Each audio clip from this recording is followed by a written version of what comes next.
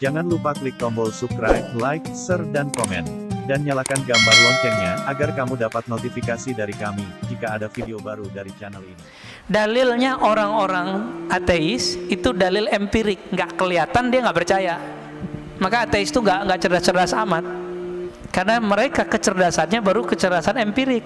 Empirik ini indrawi, nggak kelihatan, nggak terdengar, nggak ada.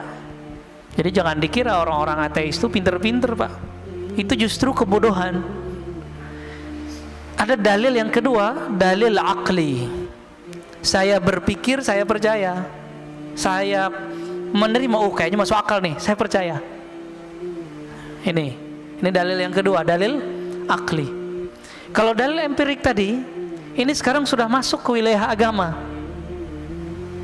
Yang empirik tadi, kalau saya nggak lihat dalilnya, saya nggak percaya. Berarti dalil itu mesti ada dalam tulisan buku bagi dia. Nah, maka sekarang banyaklah jamaah-jamaah terkena penyakit ini. Mulai nanya ke ustadznya, bagus ya, mana ustadz dalilnya? Kita kasih dalilnya. Nanya lagi, nomornya mana? Ini mulai terjebak kita, Pak. Emang nomor semua kita pada nomornya? Coba yang ngaji kitab kuning dulu. Kitab itu kan sama, Pak. Dulu dicetak kuning, sekarang cetak biru. Ya? Bukan biru, Pak. Dicetaknya sekarang putih. Tapi itu sama, itu kitab kuning. Nggak ada, Pak, nomornya dulu. Ya, pernah saya dulu membuka kajian Sahih Bukhari, emang nggak ada nomornya di kitab saya. Kitab jadul Darul Fikr. Si jamaah ngotot, mana nomornya? Ya, kamu lihat aja sendiri. Nah, ini jebakan empirik kepada orang beragama hari ini. Udah nggak percaya lagi sama kiai, sama ustad. Nah, ada dalil pengalaman. Itu dalil juga. Bapak yang punya pengalaman hidup lebih panjang daripada saya, itu dalil hidupnya lebih banyak daripada saya. Tapi yang bikin kita beda di sisi Allah bukan dalil itu. Yang nomor 4, dalil zauqi, dalil ruhi, dalil qalbi, dalil yang masuk ke kalbu. Coba di Quran cuma dikatakan iza dzukirallah wajilat qulubuhum, disebut nama Allah kalbu bergetar. Kertasnya bergetar nggak? Disebut, Pak, di Quran surah Al-Anfal ayat 2. Disebut nama Allah, kalbu bergetar. Benar? Udah bergetar belum? Disebut nama Allah. Loh kok enggak? Enggak bisa dilihat di sini, Pak. Rasain sendiri. Cicipi nama Allah itu, lalu rasakan getarannya sendiri. Kalau enggak, berarti belum dapat dalilnya. Dalil bahwa nama Allah membuat getaran di kalbu. Nah, yang sudah dapat ini sudah bakat bisa melihat dirinya, bisa melihat kelemahan dirinya, insya Allah ya. Nah, kembali ke yang tadi, Ibnu Taillah mengatakan, engkau dibukakan, dikasyafkan kelemahan dirimu lebih afdol daripada engkau dibukakan alam gaib, gitu ya.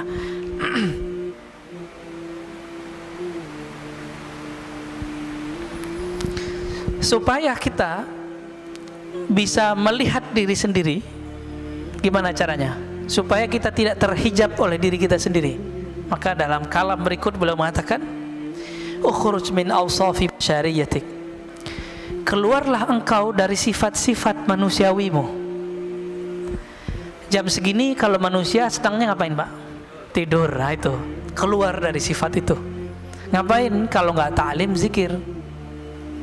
Kalau nggak ta'lim, zikir. Udah itu aja, Pak. Cobain zikir setiap ba'da subuh sampai sebelum terbit matahari, 40 hari aja. Itu kolbunya bercahaya itu, Pak. Hidupnya akan lebih terasa bermakna. Tapi belum pernah nyoba kan? Nah, itu masalahnya. 40 hari aja. Sayyidina Umar ada masalah 40 hari begitu. Nabi Muhammad SAW ketika beliau berkhalwat di Gua Hira, beruzlah, itu juga sama 40 hari. Nabi Yunus di perut ikan 40 hari. Nabi Adam sujud 40 hari. Semuanya 40 hari, Pak. Maka hadisnya, orang yang sholat subuh ya, man shallal fajra, orang yang sholat subuh, atau yang man shalla arba'ina sabahan, yang sholat 40 kali subuh ma'al imam.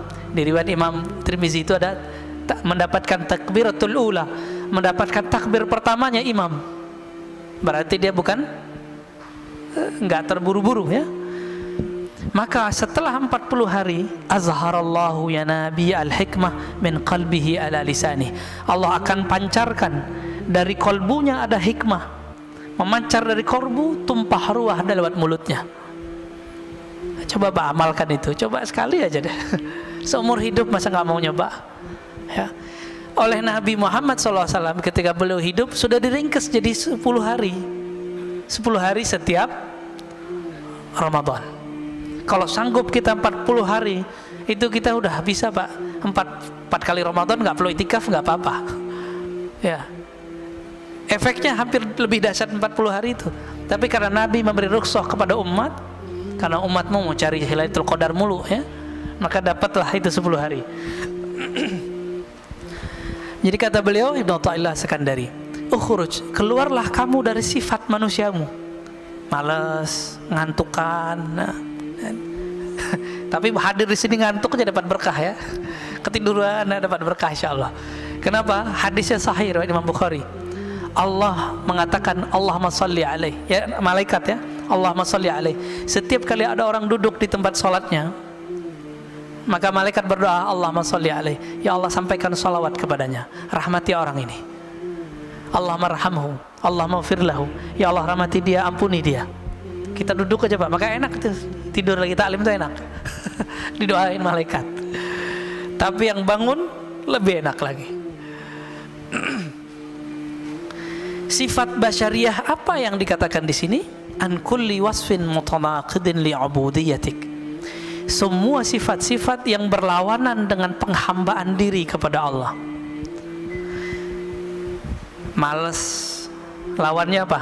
Rajin ibadah. Maka sifat malas ini ya turunannya malas tidur. Nah, kalau anak kampus malas ngapain? Nulis skripsi Pak.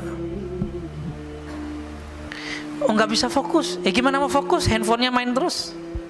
Ini anak-anak kampus nih. Nggak bisa fokus. Kenapa? Karena main game terus, YouTube terus. Akhirnya nggak bisa fokus. Mau S1, S2, S3 sama. Ya, jangan dikira dosen-dosen yang lagi, kan dosen-dosen itu disuruh kuliah sekarang untuk S3. Itu juga kecanduan main handphonenya lebih dahsyat daripada anak S1. Pas masuk kelas kayaknya paling bijak gitu ya, ngata-ngatain mahasiswanya biar nulis skripsi, disertasinya nggak beres. Sama aja bohong ya. Tapi lumayan, S1 udah lewat ya, lumayan kan. Supaya apa? Supaya apa kita melawan sifat-sifat yang berlawanan dengan ubudiyah itu? Linida'il haqqi mujiban, supaya kita mampu menjawab panggilan Allah Subhanahu wa ta'ala. Setiap sepertiga malam terakhir itu ada hadis yanzilu rabbuna, Allah turun. Jangan usah dibayangin Allah turun, karena Allah bukan benda ya. Allah bukan benda, jadi nggak usah dibayangin. Lalu Allah berfirman, adakah yang bertobat aku akan terima, adakah yang minta hajatnya aku akan tunaikan, adakah yang minta perlindungan aku akan beri. Jadi nggak usah ke dukun Pak ya. Dukun tertinggi itu ya sepertiga malam terakhir itu, nggak usah jauh-jauh. Cuma karena kita tidak mau mengikuti jalur ini, maka kita menjadi budak selain Allah Subhanahu wa ta'ala. Wa min hadratihi qariba, dan kehadirannya Allah terasa dekat. Kenapa sepertiga malam terakhir itu spesial? Karena di saat itu tidak ada gelombang suara dari yang lain. Orang nggak tertarik Pak mau buka handphone, kecuali yang lagi riya. Tahajud yuk, nah, dalam hatinya tuh terbersit tuh, terbersit. Coba aja cek sendiri ya. Ayo bangun tahajud. Itu setan ngomong Pak, karena setan ada dalam diri kita. Ayo bangunin orang biar kelihatan kalau kamu udah bangun.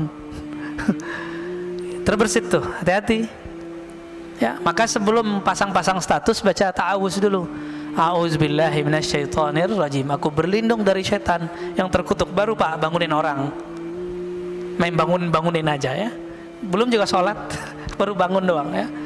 Nah, ini saya lihat di grup-grup WA lagi ramai itu Pak ya, terutama yang baru-baru gabung, yang reuni ya, grup-grup macam-macam lah.